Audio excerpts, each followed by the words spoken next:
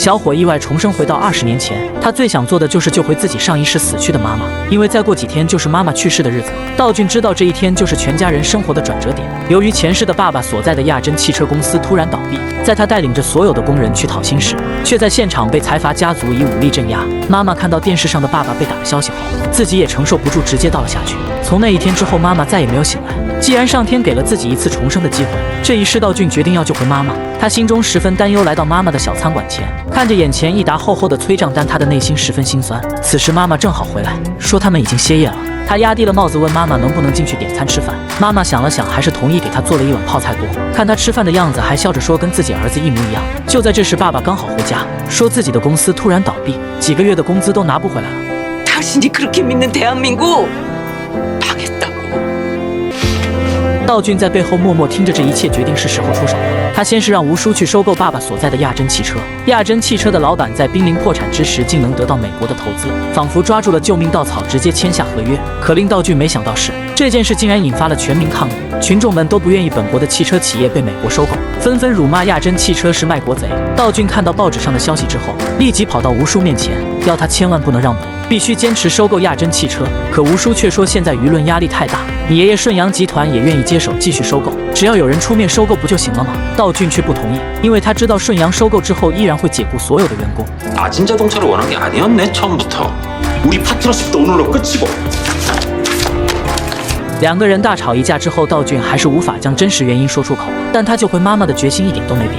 于是他想了第二种方案，先买下家里的小餐馆，起码让现在的父母能维持生计。就在他签完合约之后，来到小餐馆门口，却发现妈妈依然没有开业。他心里产生了不祥的预感，赶紧一路小跑来到前世的家门口，竟看见门外挂着吊唁的灯笼。他瞬间脊背发凉，缓缓地走进屋里，映入眼帘的竟然是妈妈的遗像。可令道俊奇怪的是，那一天明明不是妈妈前世的死期，为何妈妈会突然离世？原来就在他跟吴叔吵架之后，本以为亚珍汽车会成为顺阳集团的囊中之物，却没想到半路竟杀出来个大银集团。爷爷本就跟大银集团的朱会长是死对头，坚决不想给他让路。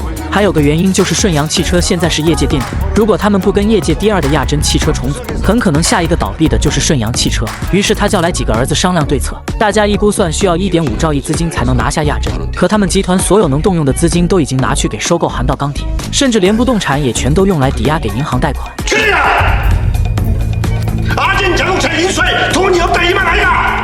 另一边，道俊发现爷爷这边已经千疮百孔，正是自己出手的好时机。他又回头找到吴叔，跟他道歉，请他吃了一整盒子甜甜圈，并告诉他如果能帮忙出手收购亚珍汽车，自己可以把股权给他分17%。于是吴叔便来到了财阀爷爷家里，他表示自己可以提供收购亚珍汽车的全部资金，但只有一个条件，就是要留下目前亚珍汽车的所有员工，还要拿到最终合并后股权的17%。爷爷觉得现在已经没有其他办法可以成功收购亚珍了，这也是唯一能抱住顺阳汽车的方法，于是便答应了下来。第二天，他便在电视机前公布了收购消息，并宣布不会辞退任何一个亚珍汽车的员工。道俊前世的爸爸也在电视机前欢呼雀跃。正当道俊以为一切都没有问题的时候，却发现母亲还是去世了，这到底是为什么呢？电梯里的帅哥突然向陌生女人靠近，让女人的心脏砰砰直跳。正在期待发生什么的时候，帅哥却突然揪下了他衣领后面的标签。 중요한 자리에 가느라 급하게 서둘렀다는 거 정도는 누구라도 알아보겠는데요. 女人尴尬地接过标签，在帅哥面前如此丢脸，她真想钻进地缝里。其实她今天是来相亲的，而对象正是顶级财阀顺阳集团的长孙，也就是刚刚电梯帅哥的堂兄。来到相亲地点之后，爷爷介绍他们认识。 처음 뵙겠습니다. 진성준입니다. 노현민입니다. 其实爷爷不知道的是，贤敏跟程俊不是第一次见面了。早在昨天程俊下飞机的时候，贤敏已经见过了他。他一直不喜欢这种财阀联姻，于是提前到机场跟程俊打好招呼，又拿出几张他在国外逍遥自在的照片，自己绝对不会跟花心大萝卜结婚，然后潇洒地转身离开。程俊回家之后，爷爷看见长孙回来了，十分开心，搂着他来了个大大的拥抱，并表示已经替他安排好了结婚对象，就是咸城日报的独生女贤敏。顺阳如果能和大媒体强联手，将来在舆论导向上就能占据巨大的优势。可却没想到贤敏竟然在电梯里看上了弟弟道俊，道俊帅气的面容在贤敏的脑中挥之不去。回家的车上，贤敏故意向爸爸打听道俊的消息。 서울 법대생이라 그랬죠? 서울 법대기만 수석 입학을 했다니까. 얼마나 좋았으면은 시발 한 장에도 벌벌 떠는 진 회장이 분당 땅 5만 평을 증여했다더라. 听完这些，本来反对财阀联姻的贤敏突然改了主意。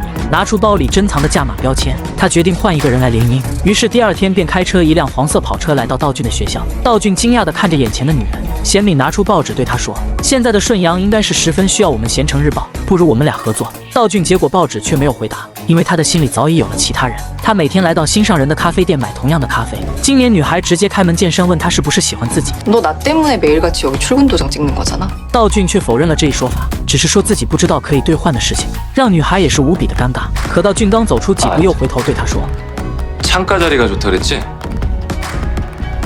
도서관 자리는 내가 맡아줄게. 알바하느라 너 많이 힘들어 보인다. 这爱情的小火苗不就燃烧了吗？